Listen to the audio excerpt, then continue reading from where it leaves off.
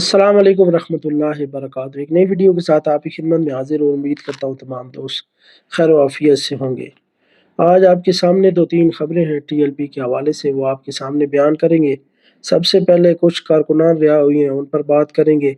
उसके बाद तहरीक लबैक पाकिस्तान के अमीर हाफिज साद हुसैन रिजवी साहब के हवाले से, उनकी जबरी गिरफ्तारी के हवाले से कुछ बात करेंगे।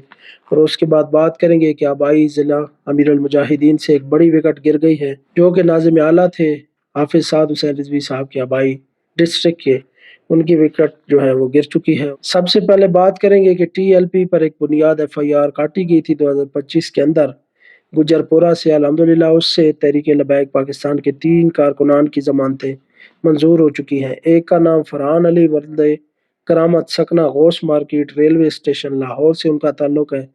दूसरे हमारे तरीकी भाई मोहम्मद महफूज वल्द सैयद मोहम्मद हैं। तीसरे हमारे भाई काशिफ मेहंदी वल्द मेहंदी हसन, सकना वाल्टन रोड लाहौर से इनका ताल्लुक है। अल्हम्दुलिल्लाह इन तीनों भाइयों की ज़मानतें मंजूर हो चुकी हैं और हमारे शेर जो है बाहर आ चुके हैं। आप सबको मुबारक हो। उसके बाद बात करेंगे कि मरकजी अमीर तहरीक लब्बैक पाकिस्तान हाफिज साद हुसैन रिजवी साहब मुसलसल जो है 3 महीने से सानिया मुरीदकी के बाद से अब तक जो है वो लापता है, उनका कुछ पता नहीं है। और तर्जुमान तहरीक लब्बैक पाकिस्तान और मरकजी रुकन शुरा की जानिब से भी ये बयान जारी किया गया कि वो एजेंसियों की तावील में हैं।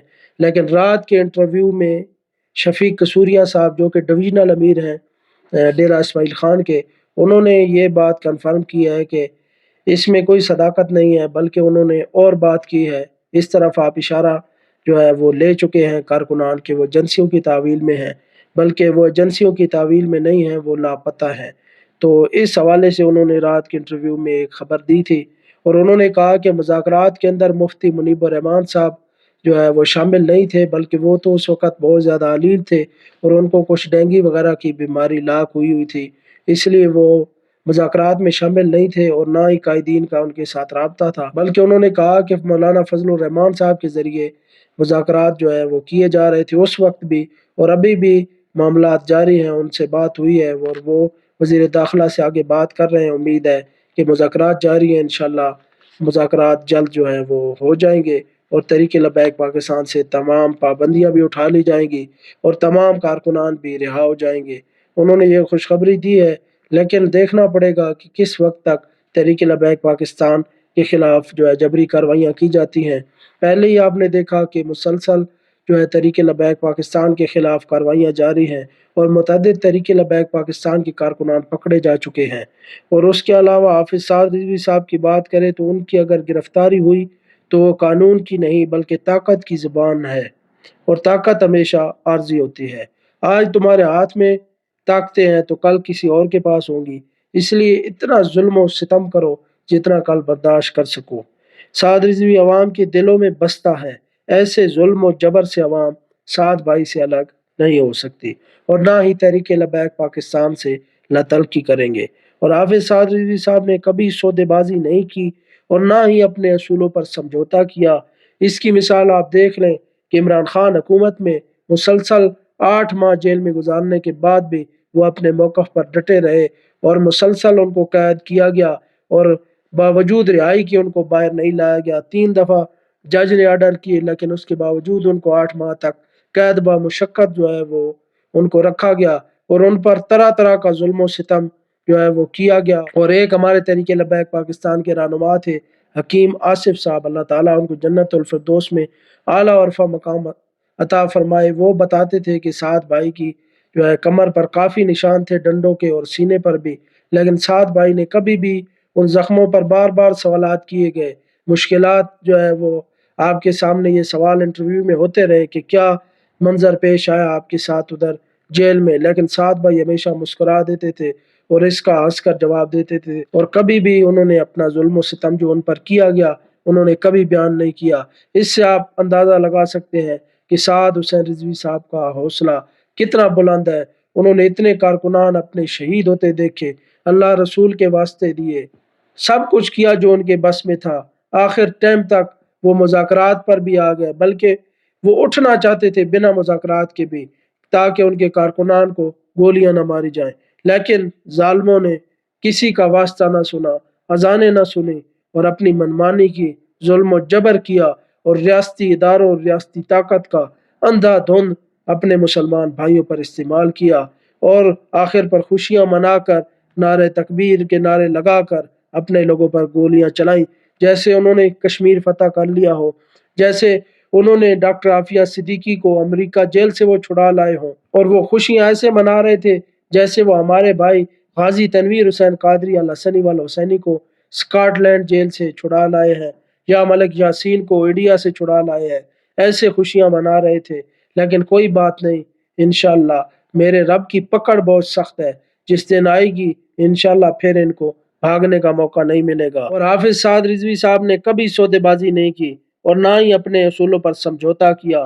اسی دلیری کی سزا آج وہ غیر قانونی قید کی صورت میں کاٹ رہے ہیں، اور یہ جبری گمشدگی پاکستان کے آرٹیکل 10 اور 10A کی کھلی خلاف ورزی ہے، آئین و قانون کی کھلی خلاف ورزی ہے کہ ان کو تیسری بڑی جماعت پاکستان کی، جس نے 28 لاکھ سے زائد جنرل الیکشن 2024 میں ووٹ لیے، اس کے سربراہ کو مسلسل 3 مہینے سے غائب کیا گیا ہے، لیکن تاحال ان کو چھوڑا نہیں جا رہا اور کسی کو بھی پتہ نہیں ہے کہ سعد بھائی کہاں ہیں۔ لیکن ہم کبھی امید رکھتے ہیں کہ انشاءاللہ وہ جلد منظر عام پر آئیں گے۔ اللہ تعالیٰ کی ذات سے امید ہے کہ ہماری تحریک بھی دوبارہ منظم ہوگی۔ اور اس کے بعد بات کریں تو تحریک لبیک پاکستان کی کارکنان کے لیے انتہائی بری خبر ہے کہ ملک شفقت جلوال کی TLP چھوڑ کر پاکستان پیپلز پارٹی میں شمولیت۔ جنڈ سے ناظم اعلیٰ تحریک لبیک پاکستان ملک شفقت جلوال نے اپنی پوری برادری کے ہمراہ پاکستان پیپلز پارٹی میں شمولیت اختیار کر لی۔ شمولیتی تقریب میں پیپلز پارٹی کے رہنما اور صاحبزادہ گورنر پنجاب سردار فیضان حیدر خان، سید عاطف حسین شاہ گیلانی سمیت دیگر عام شخصیات موجود تھیں۔ اس موقع پر مقررین نے ملک شفقت جلوال اور ان کی برادری کو پاکستان پیپلز پارٹی میں شمولیت پر خوش آمدید کہا اور اس امید کا اظہار کیا کہ ان کی شمولیت سے پارٹی ضلع اٹک بالخصوص تحصیل جنڈ میں اور مضبوط ہوگی۔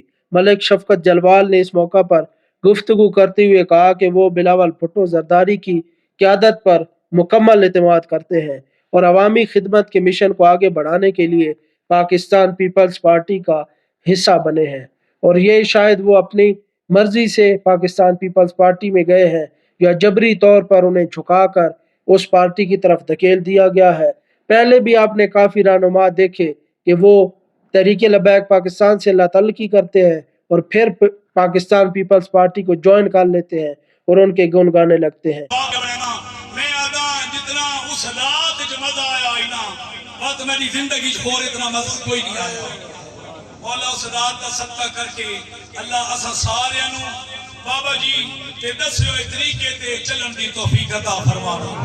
سبا کو لبیک لبیک۔ اور وہ PP5 تحصیل جنڈ کے ناظم اعلیٰ ہوتے ہوئے جو ہے وہ پاکستان پیپلز پارٹی کو جوائن کر چکے ہیں اور تحریک لبیک پاکستان کو خیرآباد کر چکے ہیں۔ اور اگر اس سے قبل دیکھا جائے تو 5 مہینے کی حالات اور تھے۔ اس وقت انہوں نے دومیل کے اندر بہت بڑا جلسہ کروایا جس میں سعد حسین رضوی صاحب کا خصوصی خطاب تھا، اور الحمدللہ میں بھی اس کے اندر موجود تھا اور کافی جوش کے اندر وہ سارے انتظامات سنبھال رہے تھے۔ لیکن وقت کی بات ہے، آخر ان کی کوئی مجبوری ہوگی جس کی وجہ سے انہوں نے تحریک کو خیرآباد کہا، نہیں تو ہر جگہ پر پورے ضلع کے اندر ہم نے دیکھا کہ انہوں نے بہت محنت کی اور ہر وقت کوئی ایسا کام ہوتا تحریک کے حوالے سے سرگرمیوں میں وہ سرگرم رہتے، ہمیشہ پیش ہوتے اور آگے ہوتے۔ آخر یہ جبری کاروائیاں ہیں یا وہ اپنی مرضی سے جو ہے وہ لا تلقی کر چکے ہیں، یہ تو وقت ہی بتائے گا۔ اور یہ وہ پارٹی ہے جس کا گورنر پنجاب سلمان تاثیر گستاخ رسول، حضور کی ختم نبوت پر ڈاکہ مارنے والا، جسے ہمارے غازی ممتاز حسین قادری شہید نے جو ہے 27 گولیاں مار کر واصل جہنم کیا، یہ اسی کی پارٹی ہے۔ ملک شفقت صاحب نے تو پاکستان پیپلز پارٹی میں شمولیت اختیار کر لی، لیکن اس سے قبل دیکھیں تو 2024 کی جنرل الیکشن میں ابھی جو موجودہ گورنر پنجاب سردار سلیم حیدر خان صاحب ہیں، تو وہ اس وقت ان کے مقابلے میں علامہ سعد حسین رضوی صاحب تھے اور مسلم لیگ نون کے ملک سہیل خان کمڈیال تھے، جو اس وقت موجودہ MNA ہیں NA56 سے، اور PTI کی طرف سے ایمان طاہر صاحبہ تھی۔ تو اس وقت اس گورنر پنجاب نے پورے ضلع اٹک میں جو ہے 26,000 ووٹ صرف لیے اور سعد رضوی صاحب نے باوجود دھاندلی کے تقریباً 92,000 ووٹ لیے۔ تو اس سے یہ ثابت ہوا کہ سعد رضوی کی مقبولیت سے ان لوگوں کو پہلے کتنی تکلیف تھی۔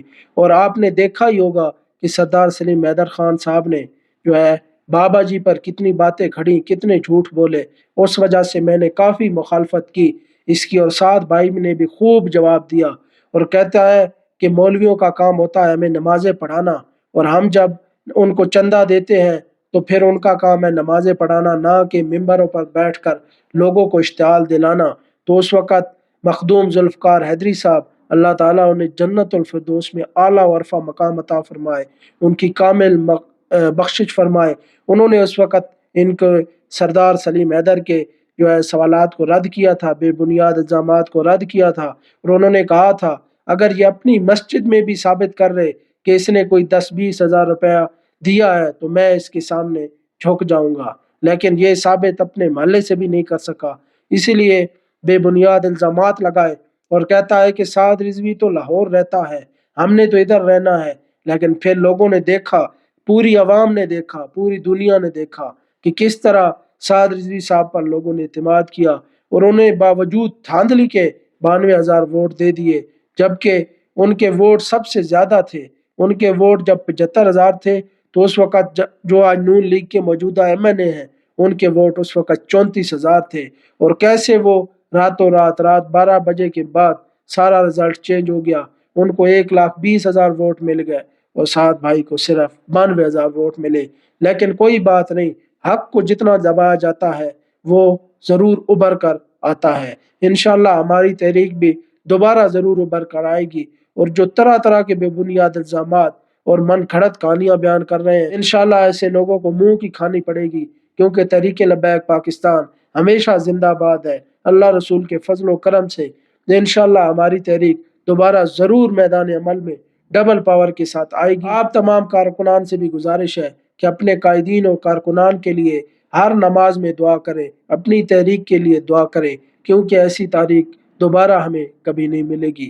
اس لیے اپنی تحریک کا ساتھ دیں، اپنی حفاظت یقینی بنائیں، انشاءاللہ اللہ تعالیٰ کی ذات پر امید رکھیں جس کی سدا بادشاہی ہے، انشاءاللہ ان کی طاقتیں خاک میں مل جائیں گی، ہماری تحریک انشاءاللہ ضرور ابھر کر آئے گی۔ انشاءاللہ تا حیات ہمارا رہبر و رہنما صرف اور صرف سعد بن خادم حسین رضوی ہے۔ سعد رضوی صاحب نے فلسطین کے حق میں آواز بلند کی اور وہ دوسرے نمبر پر مقبول ترین لیڈر ہیں، اسی لیے اس خون لیگ کو تکلیف ہو چکی ہے اور انہوں نے جبرن دبانے کی اور گمشدگی کی ہے، لیکن کوئی بات نہیں، انشاءاللہ سدا بادشاہی میرے رب کی ہے۔ دعاؤں میں یاد رکھیں، مزید ویڈیوز کے لیے چینل ضرور سبسکرائب کریں۔ اللہ حافظ و ناصر۔ لبیک لبیک لبیک یا رسول اللہ۔ تاجدار ختم نبوت زندہ آباد زندہ آباد زندہ آباد۔ اج بھی ساڈے بابا جی دی کیا بات کیا بات، اج بھی ساڈے سعد بھائی دی کیا بات کیا بات۔